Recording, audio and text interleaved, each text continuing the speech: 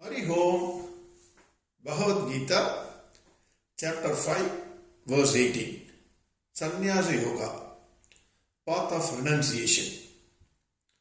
In the last verse, Bhagavan Krishna said, "Hey Arjuna, a person whose intellect is awakened to the knowledge of the Brahman." That is, when we say knowledge, it is only knowledge of the self or Brahman. Whose mind is focused on that Brahman, whose activities are in the pursuit of that Brahman, whose ultimate aim and goal is Brahman. All his impurities, the likes and dislikes, are destroyed. He reaches the Brahman state from where there is no return. Generally, the rule is what you seek, normally you will get it. 100% you will get it. What is the vision of that person about the other beings in this world, whose mind, intellect and body is concentrated on Brahman? That is the next sloka.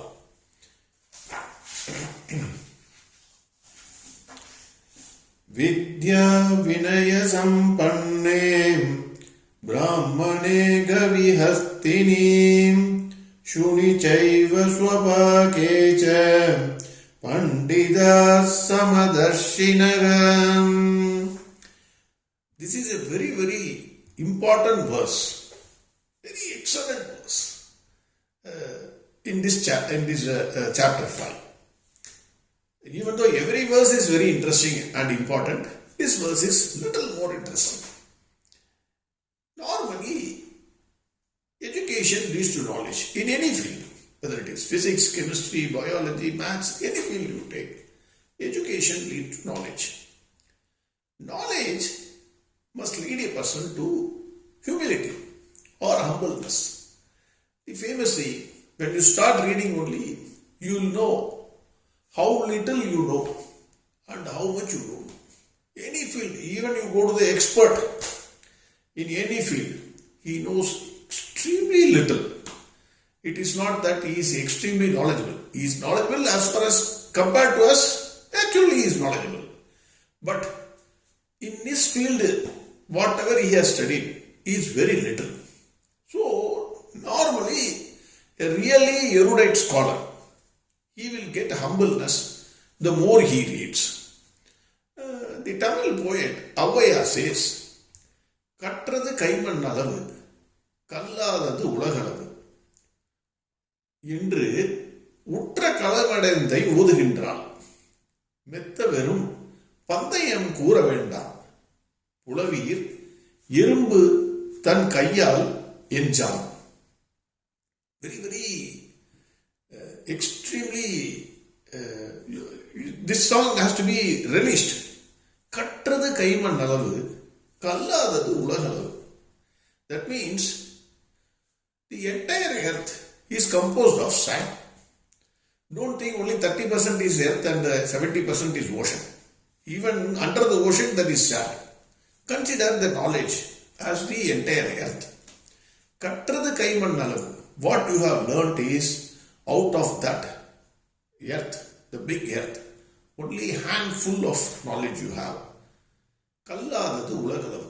Balance you have not learnt. In your lifetime, even if you think you cannot read all the books, it is impossible. Kalladadu ulagalavu. என்று உற்ற கலைமடைந்தை ஓதுகின்றார். That means what? Even the goddess Saraswati, daily she is reading. Even though she is the goddess, she is full of knowledge personified. But she still reads every day. உற்ற கலைமடைந்தை ஓதுகின்றார். மெத்த வெறும் பந்தயம் கூற வேண்டாம் புலவீர். That means, புலவீர் means poets or a scholar. You scholars, don't argue among yourselves. Who is better than whom? Because whatever you have, you assume that you are the best. You have learned only a handful. So where is the question of who is better than whom? Nobody is better than the other fellow. எறும்பு தன் கையால் எஞ்சான். Even a very small ant thinks that it knows everything. This is the song. So, the point is, the more you read, the more humbleness must come to a person. The famous story of Ashtavakra also says the same thing. This we have seen. This famous story of Ashtavakra. When he enters the Janaka's kingdom palace for a debate with the scholars present in the Janaka's court, they laugh at Ashtavakra because his body is deformed in 8 ways. His hands were not proper, his legs were not proper. So they laughed at him when he entered the hall for a debate. Then after some time, Ashtavakra also laughed. He laughed uncontrollably. Then King Janaka got really surprised. He asked Ashtavakra, why you are laughing? These people are laughing at your body. But why you are laughing? He asked this question. Ashtavakra says, Hare King, I thought I am coming to the Janaka's palace to discuss with the scholars. But I am seeing only shoemakers. A shoemaker only sees the skin of the shoe to stitch it. Whereas the most intelligent persons sees behind the skin and they see the self or Atma. Whereas I thought they are scholars, they are all shoemakers, they are seeing my skin and they are laughing. So you are having a court full of shoemakers. He laughed. Then the Ashtavakra Gita comes out. Our present education system, if you take, is it giving any way humbleness to anybody? You question yourself. Nobody has got humbleness. I am not excluding myself. Everybody. I think I am the gift of God. You think you are the gift of God. Go to a judge, he thinks he is a gift of God. Absolutely no humbleness. Everybody is disrespected. Whether it is parents, whether it is teachers, it is friends, whoever it is. We disrespect everybody. We treat them with the scant respect. The humility, the humbleness which is required for an educated person, it has not come. But if you take a person from a village, any village, you go to any village, a person who has not studied in a school or a college or a university, an agriculturist, he is still humble, he is still honest. But that what it means? It means there is a fundamental problem in our education system. You take any IITians or a person who has studied from a foreign university, he plans how to cheat the government, how to evade the tax. I am not criticizing all, but normally this is what is happening in this world.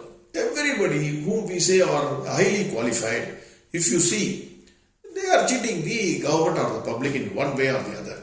And the most intelligent cheater is named as the best businessman. So this is the way we are doing it. In business also, we say cutthroat competition. Cutthroat means what? You kill the other person and then you earn the money. Is that required? Is the education system for that? That is the question. The real education is knowledge of the self.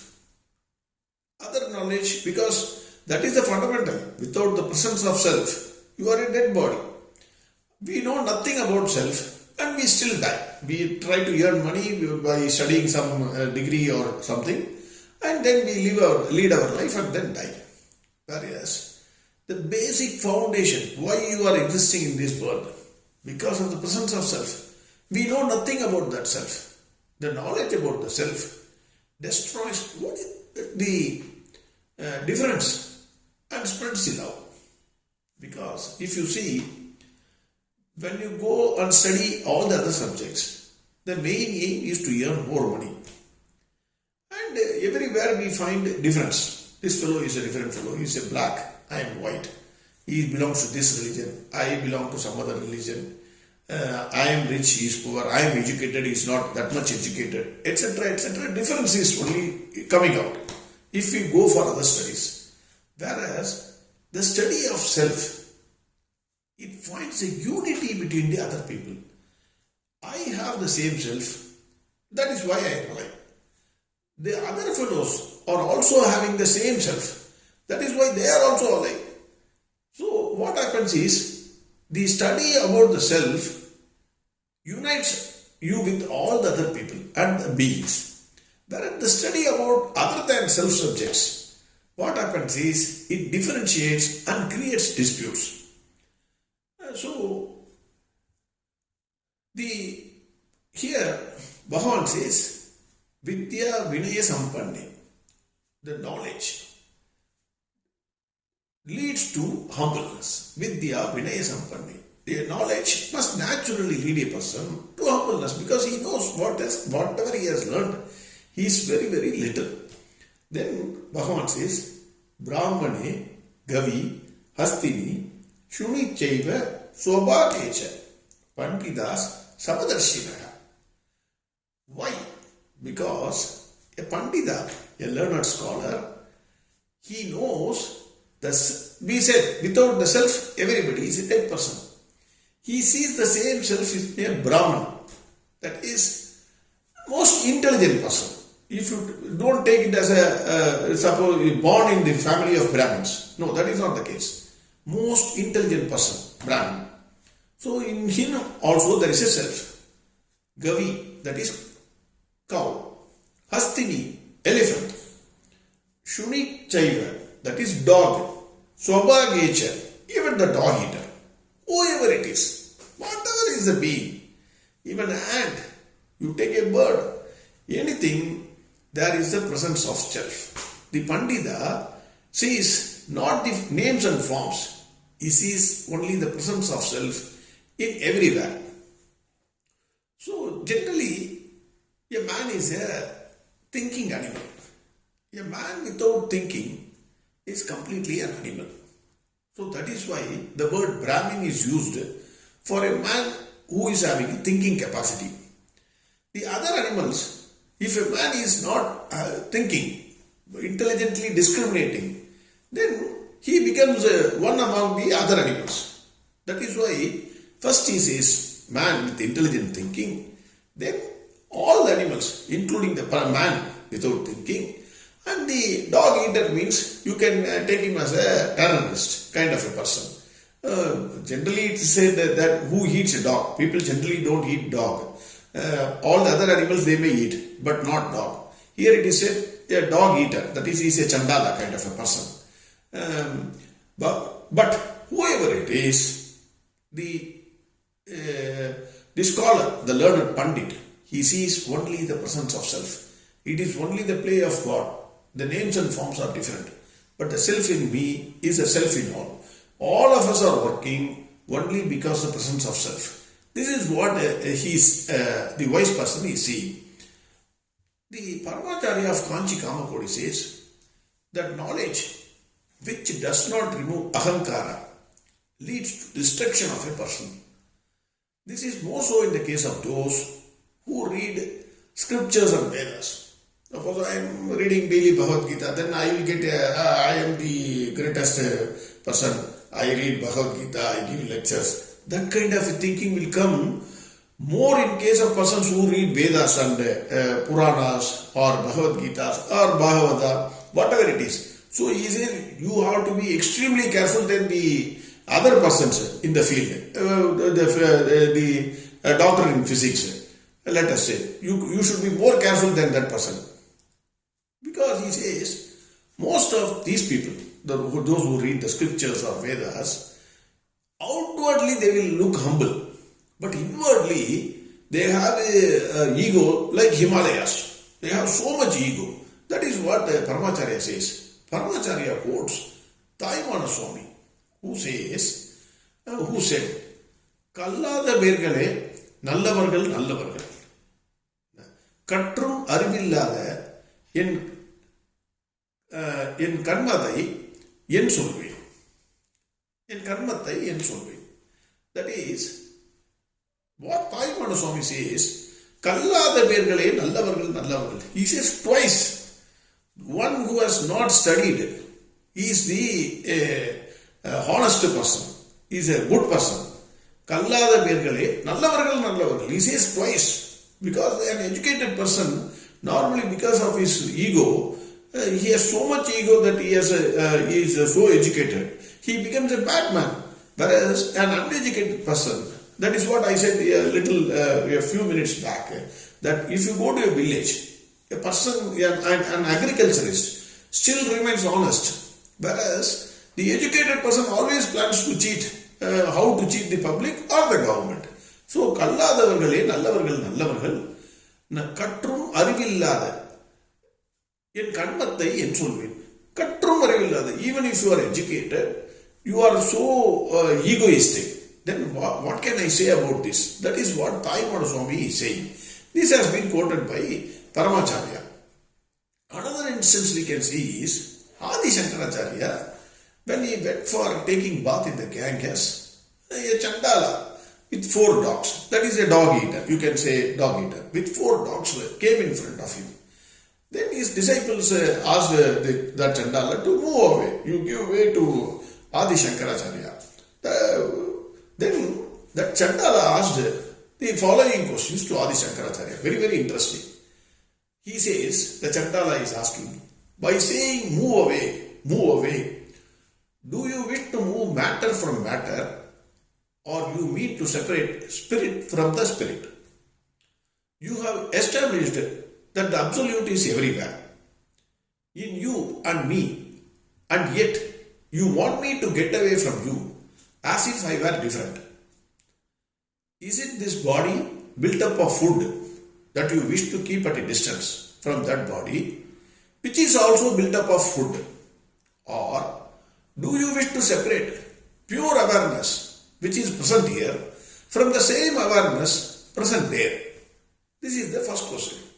Second question is asking, does it make any difference to the sun when it is reflected in the waters of Ganga, or in the dirty waters of the cesspools in the streets of Chandalas? Is there any difference in the space as such, be it in a golden pot or in a mud pot? In the self-existing ocean of blissful consciousness, in the inner self, when there are no waves of agitating thoughts, how can there be this great delusory distinction? This is a Brahmin and this is an untouchable. When he asked these questions, Adi Shankara was totally surprised. He fell at his feet. Then he composed the famous Manisha Panchakam. The point here is, the Chandala says, whom are you asking to move? Matter from matter or spirit from spirit? He is a realized soul. The moment he sees everywhere, the Chandala did not see any difference between Adi Shankaracharya and himself. He says, there is a self in me, there is a self in you. Where is the difference between you, Adi Shankaracharya, and I am a Chandala? He asked this question. Adi Shankara fell at his feet. That is, a person, a highly erudite scholar, he will not see the appearance of that person. He will not see the name. He will not see the education of that person. He will not see whether he is a rich or a poor fellow. He will not see even he is an animal or a worst kind of a person. He will see the presence of only the self. He will say, the self in me is a self in all. Bhagavan Krishna says, the Pandita, a wise person, a person who is established in the state of Brahma, sees no difference between a Brahmin, a cow, an elephant, a dog, and a dog eater. He says that he sees the same self in all beings.